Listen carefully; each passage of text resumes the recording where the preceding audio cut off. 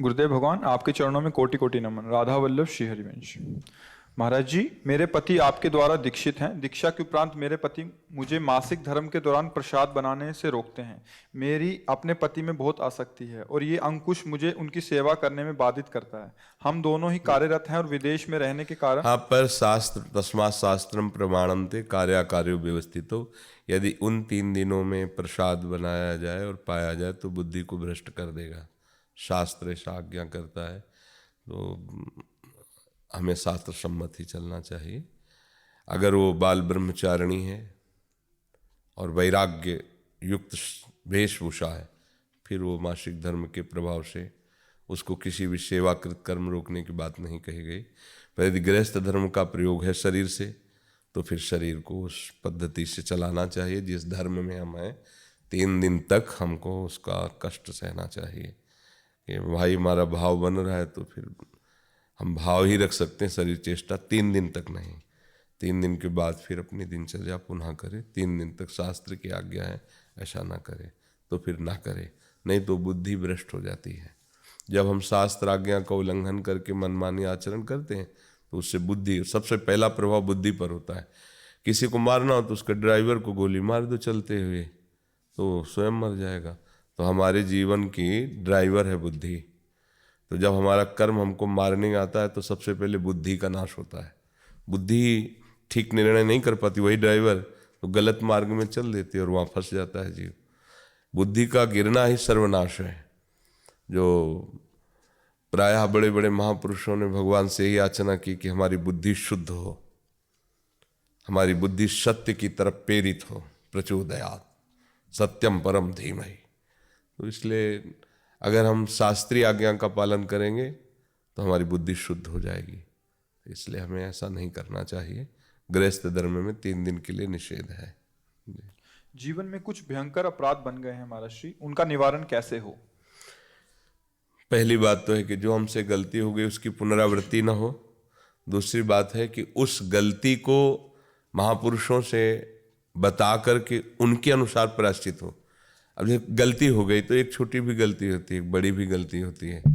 और गलती हुई है या जानबूझकर के अपराध किया, जैसे भ्रूण हत्या, गर्भ हत्या, ये गलती में नहीं आता, ये महत अपराधों में आता है।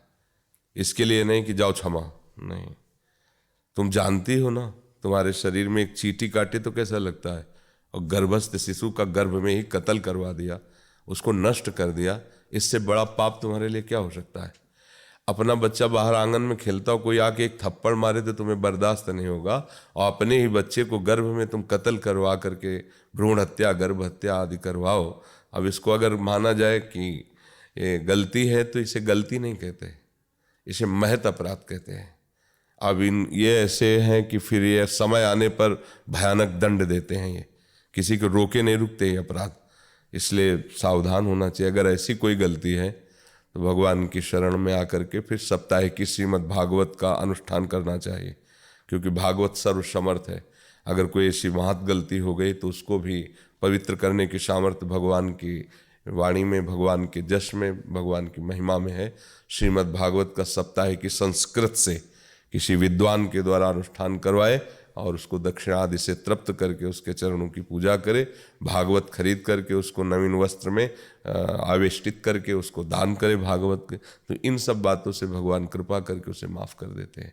नहीं तो अपने जीवन में ऐसे ऐसे पाप कर बैठते हैं लोग जिनको जानते नहीं पाप है, और वो फिर आगे चलकर जो दुर्गति करते हैं, फिर कहते हैं भगवान मैंने क्या किया, तुम कितने निर्दयी हो, ऐसा क्यों कर लिया। अब एक पुत्र को तुमने नष्ट किया, दूसरों को तुम्हारा कर्म नष्ट करेगा। भगवान एक ही लड़का था, तुमने छीन लिया, हाय हाय। उस समय हाय हाय नहीं आया जब गर्भस्थ मारा था। वो बेटी है, और बेटी के प्रति जो निकृष्ट भाव रखते हैं ना, उनको आँख खोल के देखना चाहिए कि अगर कोई भी परेशान, इनके ये सामने बैठे हैं, इनकी बेटी ही आई थी कि मैं अपनी किडनी इनको देना चाहती हूँ। भले बैठे हो इनके बेटे, हम जानते तो नहीं, अगर पास में भी होते तो एक बार भी नहीं कहा कि मैं दे दूंगा। अभी उस दिन हमें बताया कि वो लालू की किडनी बदी तो उसकी बेटी ने उसको किडनी दिया। तो हम कहा ये समझो, भारतवासियों समझो बेटी क्या चीज़ है। और माता पिता को लड़के निकाल दें तो एक ही जगह बचती बेटी के यहाँ। बेटी ही ऐसी उदार होती है हृदय की, और उसी को नष्ट कन्या हटाओ। तुम्हारी बुद्धि भ्रष्ट हो गई है। तुम कहाँ से पैदा हुई? अगर कन्या ना होती, तुम्हारी माँ कन्या किसी की ना होती, तो तुम कहाँ से आ जाते? कैसे? ये सृष्टि चक्र बहुत, मतलब ये गलतियां कुछ ऐसी भयानक गलतियां होती। अब जो नौजवान व्यभिचार प्रवृत्ति में अपनी प्रवृत्ति को लगा दिया और ऐसे ही कूड़ा करकट की तरह अपने जीवन को या दूसरों के जीवन को नष्ट करते हैं, तो ये जवानी स्थिर थोड़ी है। आगे भले कोई नहीं जाना, कोई सरकारी दंड नहीं मिला, लेकिन वो कर्म जब हरा भरा होकर अपना रूप लेगा तो तुम्हारे पुरखा भी नरक चले जाएंगे, तुम क्या चीज़ हो। और इसी जन्म में तुमको मरते मरते अनुभव होगा कि हमने ऐसी गलती की है। ऐसा मरते मरते अनुभव होगा कि हमने ऐसा पाप किया, उसका मुझे दंड मिल रहा है। चिल्लाना पड़ेगा तुम्हें। कर्म ऐसा होता है, वो खुद तुम्हारे पर ऐसा शासन करेगा, तुम चिल्ला के बोलोगे कि हमने पाप कर्म ये किया था भाई, उसी का मुझे दंड मिल रहा है। अभी ब्याज है, दंड तो वहाँ मिलेगा जाके। एक त्रिभुवन की सरकार है जहाँ यमपुरी उसके लिए, जैसे नहीं वो अपने यहाँ भारत में जेल है, वैसे यहाँ त्रिभुवन की जेल है, नरक। उसमें जो यातना होती है वो फिर उसके लिए कोई उपाय नहीं। नरक गति दुर्भर यम द्वारे कटियत नक्शी के, अवश्य में भोक्तव्यम कृतम कर्म शुभाशुभम। सबको डरना चाहिए, मर्यादा है। भगवान ने इसलिए गृहस्थ धर्म बनाया है। बच्ची हो या बच्चा हो, यदि आप उसे प्यार से पालते हैं तो दोनों तुम्हारे को सुख देने के लिए ही हैं।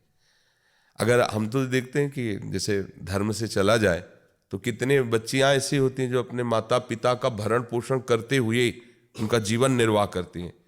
वो पति हो गया, सब हो गया, लेकिन वो पक्ष माता पिता, बूढ़े माता पिता है, वो या अपने पास रख लेती हैं या व्यवस्था करती है। और लड़के अमेरिका चले गए, विदेश चले गए बहू के लिए। अब पिता कभी फोन से भी बात किया कि बच्चा हमें बुला लो, बोले ये अमेरिका है, यहाँ इतना खर्चा है, ये हम आपको कैसे रख सकते हैं।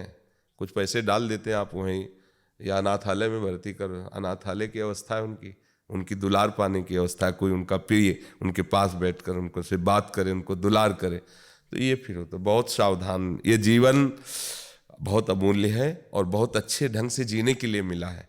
इसे राक्षसी वृत्ति से, अशांत वृत्ति से जीने के लिए नहीं मिला है।